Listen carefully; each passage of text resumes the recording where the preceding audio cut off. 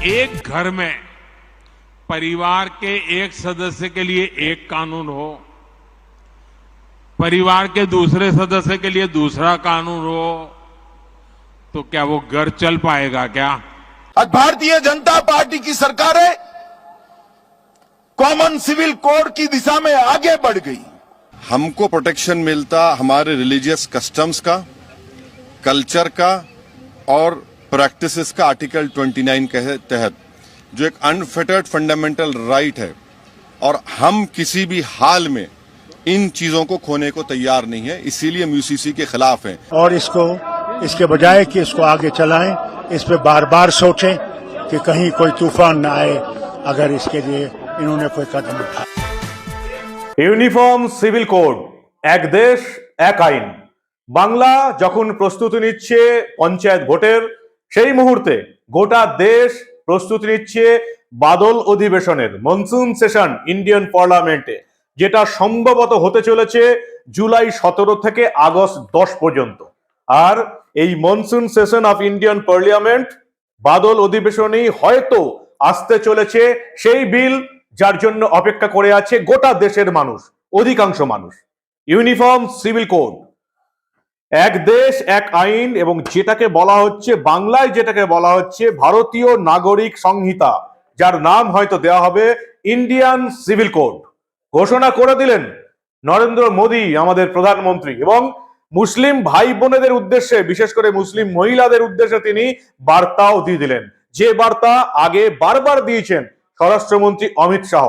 এবং যদিও এর বিরোধিতা এখনো করে যাচ্ছেন আসাদুদ্দিন ওয়েসি থেকে কাশ্মীরের ফারুক আব্দুল্লাহ, সবাই শোনাবো সবটা, কিভাবে বাদল অধিবেশনে উত্তপ্ত হতে চলেছে আমাদের দেশ, সবটা শোনাবো, দেখাবো। এই প্রতিবেদন শেষ অবধি দেখুন।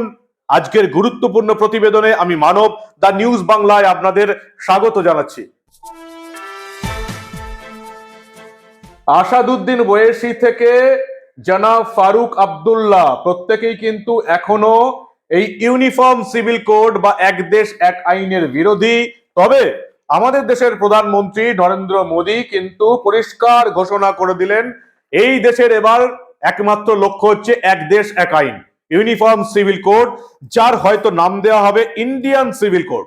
কি কি থাকবে এই এক দেশ এক আইনে, ইউনিফর্ম সিভিল কোড যেটা হতে চলেছে, যার প্রস্তাবনার খসড়া হয়তো লেখা শুরু হয়ে গেছে, কি কি থাকতে পারে, যেটুকু আইনজীবীরা যারা দিল্লিতে আছেন, যারা সুপ্রিম কোর্টের সঙ্গে ওতপ্রোতভাবে জড়িত আছেন, তারা কি কি আভাস দিচ্ছেন। মনে করা হচ্ছে যে মেয়েদের বিয়ের ন্যূনতম বয়স 19 বছর এবং ছেলেদের বিয়ের বয়স 21 বছর হতে পারে। হিন্দুদের কিছু এসে যায় না, বা অন্যান্য ধর্মের ক্ষেত্রে কিছু এসে যায় না, কারণ তারা এতে অভ্যস্ত। মুসলিমদের আপত্তি থাকতে পারে, কারণ শরিয়া আইন অনুসারে মেয়েদের ন্যূনতম বিয়ের বয়স হচ্ছে 9 বছর অথবা মাসিক ঋতুস্রাব শুরু হওয়া। প্রত্যেক বিয়ে রেজিস্ট্রেশন বা পঞ্জিকাকরণ বাধ্যতামূলক হবে, অর্থাৎ বিয়ে হলি সেটাকে রেজিস্ট্রেশন করতে হবে। অন্যান্য কোনো ধর্মের ক্ষেত্রে এটা স্বাভাবিক অবস্থায় চলে এসছে এখন, মুসলিম ধর্মের ক্ষেত্রে এটা এখনো বাধ্যতামূলক নয়। একজন প্রতিনিধি থাকা অবস্থায় অন্য কোনো মহিলাকে বিয়ে করা যাবে না, মুসলিমদের আপত্তি থাকতে পারে, কারণ শরিয়া আইন অনুযায়ী এখনো 4 জন প্রতিনিধিকে নিয়ে সংসার করা জায়েজ। যদিও এই মুহূর্তে আধুনিক ভারতবর্ষে খুব কম মুসলিম পুরুষ আছেন যারা একসঙ্গে একের বেশি বিয়ে করেন, তবে আইন হয়ে গেলে অনেকে আপত্তি তুলতে পারেন, যেমন আপত্তি তোলেন আসাদুদ্দিন ওয়েসি থেকে জনাব ফারুক আব্দুল্লাহ সবাই। বিবাহ বিচ্ছেদের আইন একটাই হবে, যা সবার জন্য প্রযোজ্য, অন্য সব ধর্মের ক্ষেত্রে আছে, শুধুমাত্র মুসলিম ধর্মের ক্ষেত্রে কিন্তু এটা নেই। পুরুষ বা মহিলা যে কেউ বিবাহ বিচ্ছেদের জন্য আবেদন করতে পারবেন, একতরফা তালাক দেওয়া যাবে না। এমনিতেই 3 তালাক নিষিদ্ধ হয়ে গেছে এই মোদী সরকারের আমলেই, আপনারা জানেন। সবচেয়ে বড় কথা হচ্ছে দত্তক নেওয়ার আইন তৈরি হবে এই ইউনিফর্ম সিভিল কোডে, যেটা ইতিমধ্যেই আমাদের হিন্দুদের বা অন্যান্য ধর্মের সিভিল কোডে আছে, কিন্তু মুসলিম ধর্মে, ইসলাম ধর্মে অন্যের সন্তানকে দত্তক নেওয়া নিষেধ। এটার একটা পরিবর্তন আসতে চলেছে, তাই তাদের আপত্তি থাকতে পারে, এবং এই আপত্তি জানানোর কারণ তো আমরা দেখছি না, কারণ তারা দত্তক নেওয়াটা কিন্তু বাধ্যতামূলক নয়, বা দত্তক নিতেও পারে, নাও নিতে পারে। ফলে এটাতে যে আপত্তি থাকবে না সেটা বলাই যায়। বিবাহ বিচ্ছেদ হলে বিবাহ বিচ্ছেদ প্রাপ্ত পত্নীকে ভরণ পোষণের জন্য খরচ দিতে হবে। যদি সেই পত্নী অন্য কাউকে বিয়ে না করে থাকেন, ভরণ পোষণের টাকা কতটা দিতে হবে তার জন্য কিছু নির্দিষ্ট ফর্মুলা তৈরি করা হবে, আইন মেনে হবে। মুসলিমদের আপত্তি থাকতে পারে, কারণ শরিয়া আইন অনুযায়ী মেহেরের টাকা দিলেই চলে, ভরণ পোষণের টাকা দিতে হয় না। আপাতত এই বিল আসতে চলেছে সুপ্রিম কোর্টের নির্দেশ অনুযায়ী। কারো যদি মনে করেন যে মোদী সরকার এই বিলটা জোর করে চাপিয়ে দিচ্ছে ভারতবর্ষের ঘাড়ে, তারা কিন্তু ভুল ভাবছেন। সুপ্রিম কোর্ট এবং দেশের অন্যান্য আদালত বারবার এই ইউনিফর্ম সিভিল কোডের কথা বলছে, কিন্তু এই জন্য আলোচনা হতে পারে, বিভিন্ন বিরোধী দলের নেতা নেত্রীদের সঙ্গে সর্বদলীয় বৈঠক ডাকা যেতে পারে। তবে ইউনিফর্ম সিভিল কোড যে এই ভারতবর্ষের পক্ষে অত্যন্ত দরকার, তা ভারতবর্ষের বিভিন্ন রাজ্যের হাইকোর্ট এবং দেশের সুপ্রিম কোর্ট পরিষ্কার বলে দিয়েছে। আমরা জানি না এখনো যে রাহুল গান্ধী, সীতারাম ইয়েচুরি, অরবিন্দ কেজরিওয়াল, নীতিশ কুমার, মমতা ব্যানার্জি তারা কি স্ট্যান্ড নেবেন। ভারতের প্রধানমন্ত্রী নরেন্দ্র মোদী মুসলিম মহিলাদের উদ্দেশ্যে এই বিল নিয়ে কি বার্তা দিতে চাইলেন শুনুন আপনারা। भारत के मुसलमान भाई बहनों को भी ये समझना होगा कि कौन से राजनीतिक दल उन्हें भड़का करके उनका फायदा लेने के लिए उनको बर्बाद कर रहे हैं। आजकल हम देख रहे हैं कि यूनिफॉर्म सिविल कोड के नाम पर ऐसे लोगों को भड़काने का काम हो रहा है। आप मुझे बताइए, एक घर में परिवार के एक सदस्य के लिए एक कानून हो, परिवार के दूसरे सदस्य के लिए दूसरा कानून हो, तो क्या वो घर चल पाएगा? क्या कभी भी चल पाएगा क्या? फिर ऐसी दोहरी व्यवस्था से देश कैसे चल पाएगा? हमें याद रखना है कि भारत के संविधान में भी नागरिकों के समान अधिकार की बात कही गई है। साथियों, ये लोग हम पर आरोप लगाते हैं, लेकिन सच ये है कि यही लोग मुसलमान करते हैं। अगर ये मुसलमानों के सही मायने में हितैषी होते तो अधिकांश परिवार, मेरे मुस्लिम भाई बहन, शिक्षा में पीछे न रहते, रोजगार में पीछे न रहते, मुसीबत की जिंदगी जीने के लिए मजबूत नहीं रहते। और सुप्रीम कोर्ट ने बार बार कहा है, सुप्रीम कोर्ट डंडा मारती है, कह रही है कॉमन सिविल कोड लाओ। ভারতের স্বরাষ্ট্রমন্ত্রী অমিত শাহ বলিয়ে দিয়েছেন পরিষ্কার যে জম্মু কাশ্মীর থেকে 370 ধারা 37 এ এই মোদী সরকারের আমলি উঠেছেন। আপনারা কখনো ভাবতে পেরেছিলেন দেশ থেকে 3 তালাক উঠে যাবে? সেটাও এই মোদী সরকারের আমলি হয়েছে। আর এবার ইউনিফর্ম সিভিল কোড এই মোদী সরকারের আমলি হবে, বারবার বলেছেন অমিত শাহ। কি বলেছেন তিনি ঠিক শুনে নিন আপনারা। कभी लोग सोचते थे कि ट्रिपल तलाक इस देश में खत्म हो जाएगा। मोदी जी ने एक ही झटके में ट्रिपल तलाक को समाप्त कर मुस्लिम महिलाओं को अपना अधिकार देने का काम किया है। मित्रों, अधिकार आज भारतीय जनता पार्टी की सरकार है, कॉमन सिविल कोड की दिशा में आगे बढ़ गई। और आप कभी सोचते थे क्या? नारा तो हम कभी सभी लोग लगाते थे, छोटे से तपटे लगाते थे, जहां हुए बलिदान मुखर्जी वो कश्मीर हमारा है। एक देश में 2 निशान, 2 प्रधान, 2 विधान नहीं चलेंगे। परंतु कभी आप सोचते थे धारा 370 हटेगी? बताओ भाई, कल्पना आती थी क्या ऐसी? जरा जोर से बोलो। 5 अगस्त 2019 को मोदी जी ने कलम के एक झटके से धारा 370 और 35 को उखाड़कर फेंक दिया। और शरद पवार की पार्टी एनसीपी, राहुल बाबा की पार्टी कांग्रेस पार्टी, सपा, बसपा, ममता, समता, नीतीश कुमार, कोई बाकी सब लोग खड़े हो गए, विरोध किया और कहते थे कि मत हटाइए, मत हटाइए। मैं ही बिल पायलट कर रहा था, मैंने पूछा क्यों न हटाए भाई?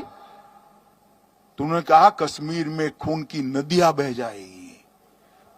मित्रों, 370 कलम समाप्त हो गई, खून की नदियां छोड़ो, किसी को कंकर चलाने की हिम्मत नहीं हुई है, कंकर चलाने की हिम्मत। और आज ये कश्मीर भारत माता का मुकुटमणि हमेशा के लिए भारत का अभिन्न अंग बन गया है, उसको कोई हमसे जुदा नहीं कर सकता।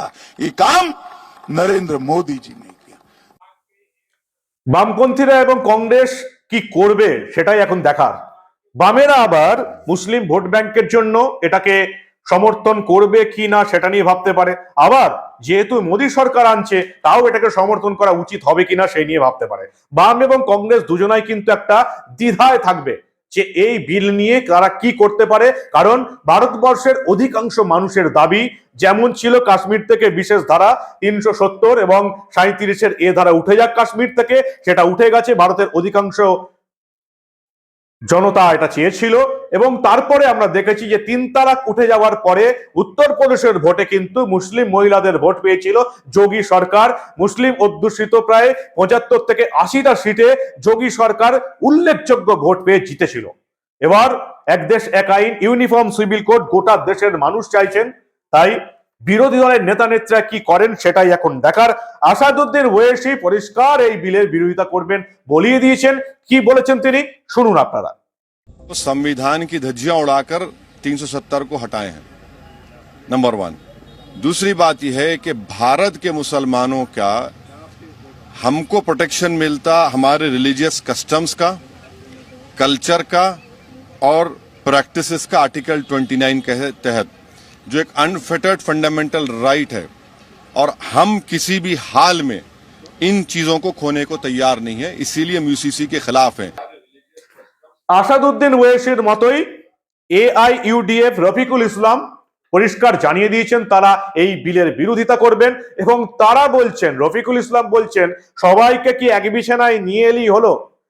দেশে একটা বিল আসছে যেটা সুপ্রিম কোর্ট চাইছে, দেশের সমস্ত রাজ্যের হাইকোর্ট চাইছে, uniform civil code, Indian civil code চাইছে আমাদের দেশের আদালত, সর্বোচ্চ আদালত থেকে সমস্ত রাজ্যের হাইকোর্ট। সেই বিল যেটা আনতে চলেছে, হয়তো এবারের বাদল অধিবেশনই আসবে, সেই বিলকে রফিকুল ইসলাম বলছেন সবাইকে কি এক বিছানায় শুইয়ে দিলেই হলো। কি বললেন রফিকুল ইসলাম, এআইইউডিএফ হেড, শুনুন একবার। कॉन्स्टिट्यूशन है, कॉन्स्टिट्यूशन में कुछ पर्सनल लॉज को अलग अलग वो हक राइट्स दे रखा है, तो उस हिसाब से स्मूथली चल रहा है। सबको लाके जब एक बढ़िया बिस्तर में डाल देंगे तो उस वक्त क्या होगा, ये सब बीजेपी को सोचना चाहिए।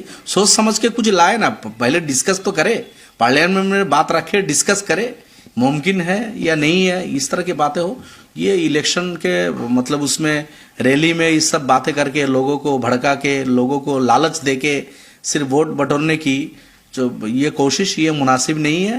डेवलपमेंट में फेल हुआ है, डेवलपमेंट के इशू को लेके बीजेपी आगे चल ही नहीं सकती, इसीलिए कभी यूनिफॉर्म सिविल कोड, कभी किसी को लगा दिया हिंदू धर्म की, हिंदू राष्ट्र की बात करना, कभी कुछ, ये सब बीजेपी का जुमलाबाजी है पॉलिटिकल एजेंडा में, जहां तक समझता हूं।